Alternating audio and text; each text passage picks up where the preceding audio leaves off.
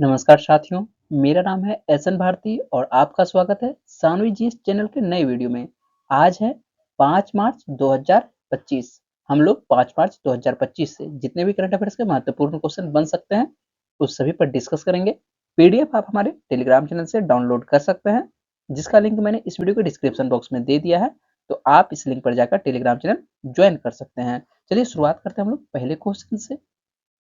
पहला क्वेश्चन है, राष्ट्रीय सुरक्षा दिवस प्रतिवर्ष कब मनाया जाता है? तो राष्ट्रीय सुरक्षा दिवस जो है प्रतिवर्ष 4 मार्च को हम लोग मनाते हैं। श्रम मंत्रालय ने जो है भारतीय राष्ट्रीय सुरक्षा परिषद की स्थापना की। और राष्ट्रीय सुरक्षा परिषद की दिवस की शुरुआत की यदि बात करते हैं तो इसकी शुरुआत कब से होती है? तो 4 मार्च 1966 को जो है इसकी स्थापना होती है।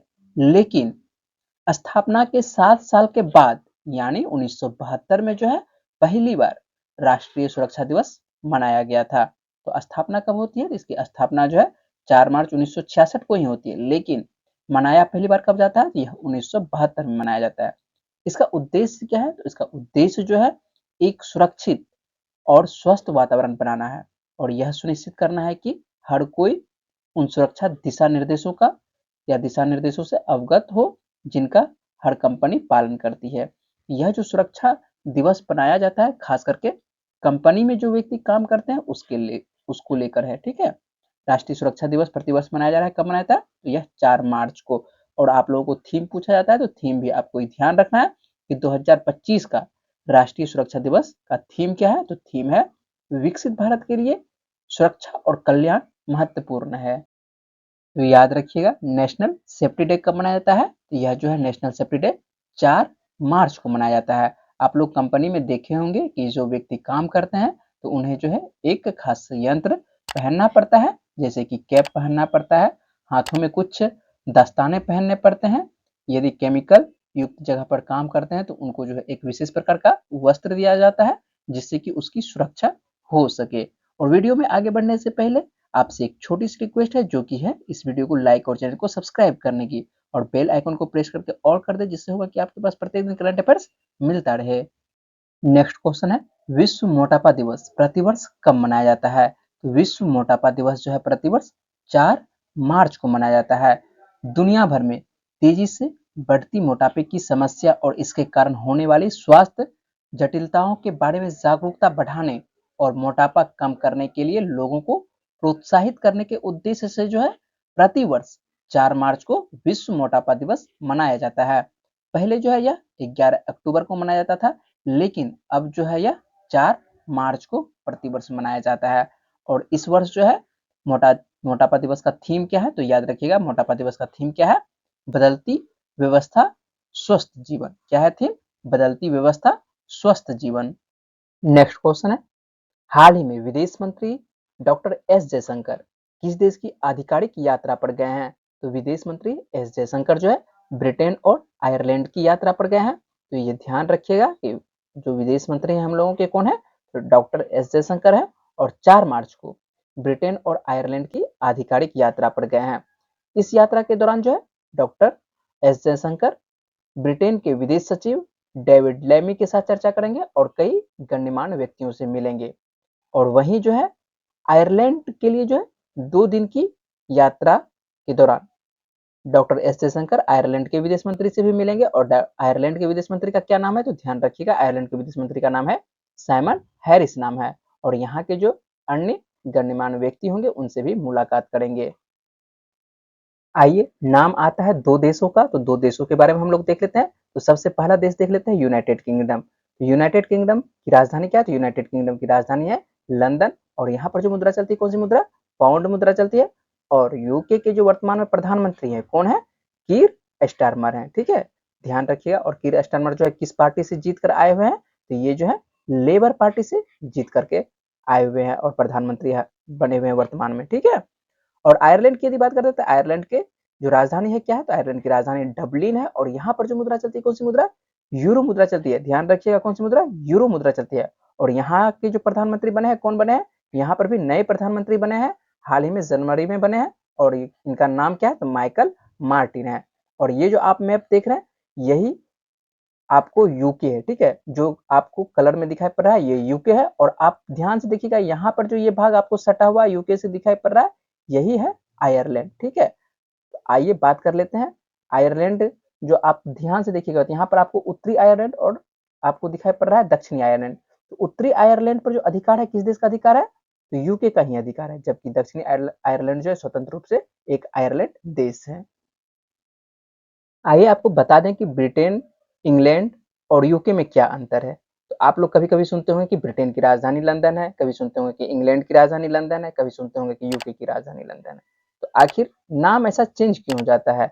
यदि जिनको समझ में आ रहा है तो अच्छी बात है, जिनको नहीं समझ में आ रहा है तो एक नज़र हम लोग देख लेते हैं। देखिए सीधा यहाँ पर लिखा हुआ है, कौन-कौन सा लिखा हुआ है नाम देखिएगा। स्कॉटलैंड लिखा हुआ है, इंग्लैंड लिखा हुआ है, वेल्स लिखा हुआ है, ठीक है। और यहाँ पर देखिएगा तो आपको बताया, अभी जस्ट बताया कि आयरलैंड जो है 2 भागों में विभक्त है और ऊपर वाला भाग जो है इसको क्या कहते हैं, नॉर्थ आयरलैंड बोलते हैं, ठीक है।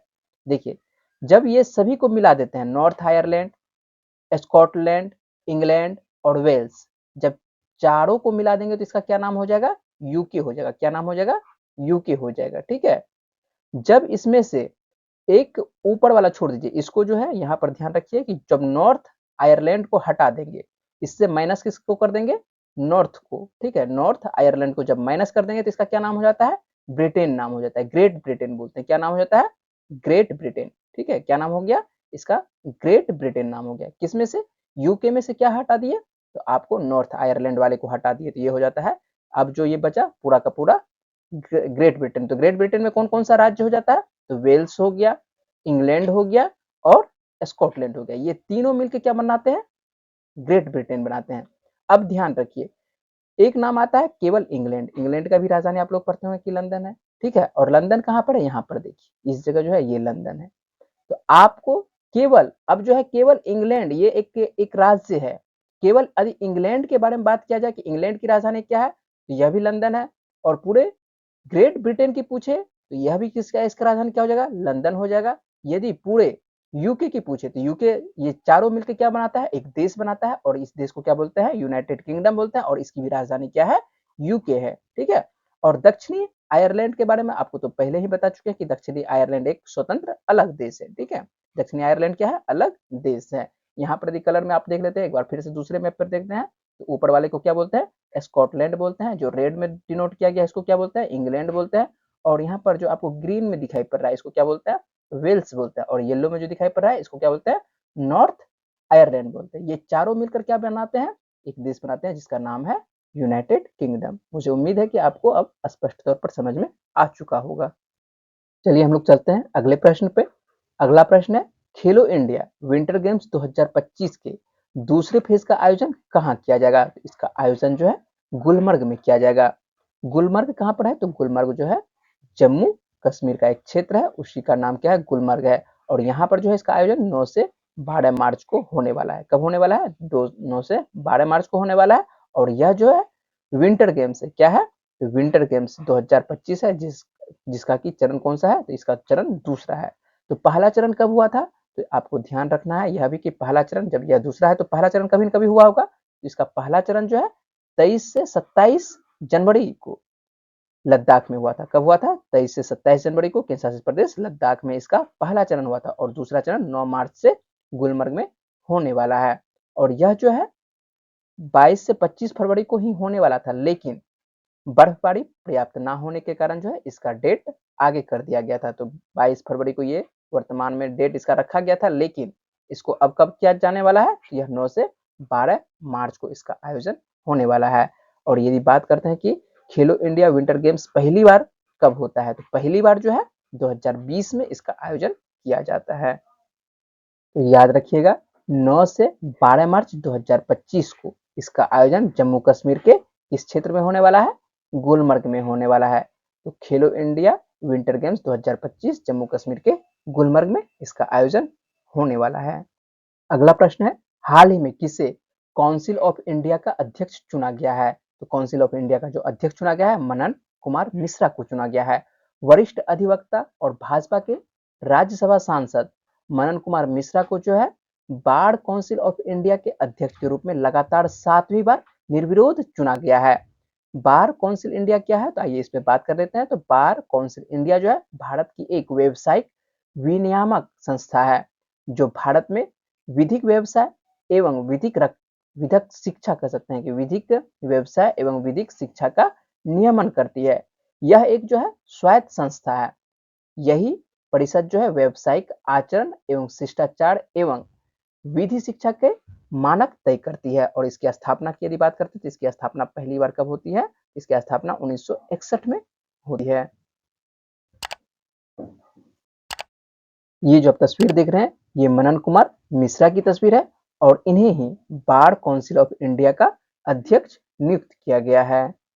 नेक्स्ट क्वेश्चन है, महिला इंडोर शॉट पुट में किसने हाल ही में नया नेशनल रिकॉर्ड बनाया है, तो कृष्णा जयशंकर ने। भारत की कृष्णा जयशंकर ने जो है अल्बुकर्क में Mountain West indoor track and field championship में 16.3 मीटर का रिकॉर्ड बनाया है। और इन्होंने जो है कौन सा पदक जीती है, तो इन्होंने कांस्य पदक जीती है। नवोदय विश्वविद्यालय का प्रतिनिधित्व कर रहे 22 वर्षीय कृष्णा ने 2023 में महाराष्ट्र की पूर्णराव राणे द्वारा स्थापित 15.54 पिछले रिकॉर्ड को जो है इन्होंने ध्वस्त कर दिया है। इनका नया रिकॉर्ड क्या है, तो 16.03 मीटर। ठीक है, ये जो आप तस्वीर देख रहे हैं यही है कृष्णा जयशंकर और इन्होंने जो है शॉर्ट पुट में नया रिकॉर्ड बनाया है।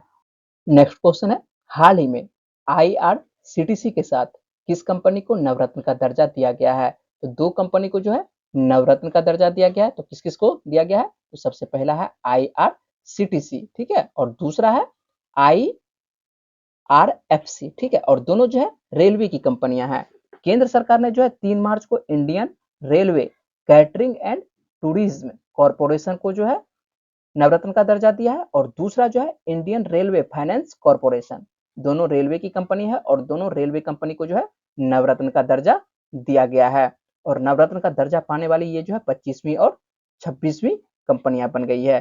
तो वर्तमान में यदि आप लोगों से पूछे कि वर्तमान में कितना नवरत्न हो चुका है, कितनी नवरत्न कंपनियां हो चुकी हैं, तो 26। ठीक है, ध्यान रहेगा आप लोगों को कितना हो चुका है, तो 26 नवरत्न हो चुके हैं। यदि आप लोगों से पूछे कि महारत्न की वर्तमान में कितनी कंपनियां हैं, तो महारत्न के अंतर्गत जो है 14 कंपनियां वर्तमान में हैं। तो याद रखिएगा हाल ही में दो कंपनियों को जो है नवरत्न का दर्जा दिया गया। किस किस कंपनी को, तो आईआरसीटीसी और दूसरा जो है इंडियन रेलवे फाइनेंस कॉरपोरेशन, और दोनों जो है रेलवे की ही कंपनी है और दोनों को नवरत्न का दर्जा दिया गया है। नेक्स्ट क्वेश्चन है, पीएम मोदी ने वांतारा एनिमल रेस्क्यू सेंटर का उद्घाटन किस राज्य में किया है, तो गुजरात में किया है। प्रधानमंत्री नरेंद्र मोदी गुजरात में वांतारा वन्यजीव बचाओ पुनर्वास और संरक्षण केंद्र का उद्घाटन किया है। और वांतारा में जो है 2000 से अधिक प्रजातियां और 1.5 लाख से अधिक बचाए गए लुप्तप्राय और संकटग्रस्त जानवर रहते हैं। ठीक है, यहाँ पर कितने जानवर रहते हैं, तो 2000 से अधिक प्रजातियां हैं जिसमें जो है 1.5 लाख से अधिक बचाए गए और लुप्तप्राय संकटग्रस्त जानवर रहते हैं। और नाम आता है गुजरात का। तो हम लोग गुजरात के बारे में जान लेते हैं। तो गुजरात की राजधानी क्या है, गांधीनगर है। वर्तमान में मुख्यमंत्री कौन है गुजरात के, भूपेंद्र पटेल हैं। राज्यपाल कौन है, तो आचार्य देवव्रत है। लोकसभा की कितनी सीटें आती है गुजरात से, तो 26 सीटें आती है और राज्यसभा की 11 सीटें आती है। नेक्स्ट क्वेश्चन है, हाल ही में गिर गुजरात में राष्ट्रीय वन्यजीव बोर्ड की 7वीं बैठक आयोजित की गई और इसका अध्यक्षता पूछा जाता है कि इसका अध्यक्षता किसने किया है, तो इसकी अध्यक्षता जो है प्रधानमंत्री नरेंद्र मोदी के द्वारा किया गया है। गुजरात दौरे पर प्रधानमंत्री नरेंद्र मोदी हाल ही में गए थे और यहाँ पर ही जो है गुजरात के राष्ट्रीय वन्य जीव बोर्ड की 7वीं बैठक आयोजित की गई और उसका अध्यक्षता किसके द्वारा किया गया, तो प्रधानमंत्री नरेंद्र मोदी के द्वारा। और इस अध्यक्षता में जो है एक खास बात पर ध्यान रखेंगे, इस अध्यक्षता में पहली बार डॉल्फिन की संख्या को लेकर जो है रिपोर्ट जारी हुई है। तो देश में कितने डॉल्फिन है, आइए उस पर बातचीत कर लेते हैं। डॉल्फिन आप लोग सुने हुए कि डॉल्फिन अनुसंधान केंद्र कहाँ है, तो डॉल्फिन अनुसंधान केंद्र कहाँ है, पटना में ही है। कहाँ पर है डॉल्फिन अनुसंधान केंद्र, तो पटना में है। और यदि डॉल्फिन अभ्यारण्य पूछे कि डॉल्फिन अभ्यारण्य कहाँ है वर्तमान में, तो डॉल्फिन अभ्यारण्य है विक्रमशिला भागलपुर। आपको विक्रमशिला से लेकर सुल्तानगंज का क्षेत्र जो है गंगा नदी का, उसको अभ्यारण्य के अंतर्गत रखा गया है, डॉल्फिन अभ्यारण्य के अंतर्गत। आइए हम लोग बात कर लेते हैं कि भारत में जो डॉल्फिन रिपोर्ट आई है तो वर्तमान में कितना डॉल्फिन की संख्या है। तो डॉल्फिन के बारे में पहली बार रिपोर्ट आ रही है और रिपोर्ट में ऐसा कहा गया है कि देश की नदियों में जो है कुल मिलाकर कितने डॉल्फिन है, तो 6327। आप लोग ध्यान रखिएगा और आने वाले दिनों में इससे आप लोगों को अवश्य प्रश्न पूछा जाएगा। तो देश की नदियों में जो है वर्तमान में कितने डॉल्फिन है, तो 6327 डॉल्फिन है। और डॉल्फिन की गणना के लिए जो है 8 राज्यों की 28 नदियों का सर्वेक्षण किया गया था। कितने राज्य, 8 राज्य की 28 नदियों का सर्वेक्षण किया गया था। और 3150 दिनों तक चला अध्ययन। कितने दिनों तक चला था अध्ययन, तो अध्ययन जो है 3150 दिनों तक चला था। लंबे दिनों तक इसका अध्ययन चला और उसके बाद ही जो है इसकी गणना संभव हो पाई है। डॉल्फिन की सबसे अधिक संख्या की बात करते हैं तो डॉल्फिन की सबसे अधिक संख्या किस राज्य में है, तो उत्तर प्रदेश में है। डॉल्फिन की सबसे अधिक संख्या कहां पर है, तो उत्तर प्रदेश में। जबकि दूसरे स्थान पर जो है बिहार आता है और पश्चिम बंगाल तीसरे स्थान पर आता है। और चौथे स्थान पर कौन सा राज्य है, असम है। आप लोगों को 4 राज्य भी याद रखना है कि प्रथम स्थान पर कौन सा राज्य है, सर्वाधिक डॉल्फिन की संख्या कहां पर है, उत्तर प्रदेश में। दूसरा जो राज्य है अपना बिहार है। तीसरा जो है पश्चिम बंगाल है और चौथे नंबर पर कौन सा राज्य है, असम है। नेक्स्ट क्वेश्चन है, नई दिल्ली में राष्ट्रीय सम्मेलन में आदर्श महिला हितैषी ग्राम पंचायत पहल का शुभारंभ कब किया जाएगा, तो इसका शुभारंभ जो है आज के ही दिन 5 मार्च 2025 को किया जाएगा। और यह क्या है, तो इस पे बात कर लेते हैं। जमीनी स्तर पर लैंगिक संवेदनशीलता को बढ़ावा देने के लिए एक महत्वपूर्ण कदम के रूप में पंचायती राज मंत्रालय 5 मार्च 2025 को जो है विज्ञान भवन नई दिल्ली में एक राष्ट्रीय सम्मेलन में आदर्श महिला अनुकूल ग्राम पंचायतों को विकसित करने की अपनी परिवर्तनकारी पहल की शुरुआत करेगी। तो कब से इसका शुरुआत होने वाला है, तो आज के दिन से ही इसका शुरुआत होने वाला है। याद रखिएगा 5 मार्च 2025 को आदर्श महिला हितैषी ग्राम पंचायत कार्यक्रम का शुभारंभ किया जा रहा है। पिछले वीडियो में मैंने आप लोगों से प्रश्न पूछा था, 97वें अकादमी पुरस्कार में सर्वश्रेष्ठ फिल्म का अवार्ड किसे मिला है। अकादमी पुरस्कार को ही किस नाम से जाना जाता है, ऑस्कर के नाम से जाना जाता है।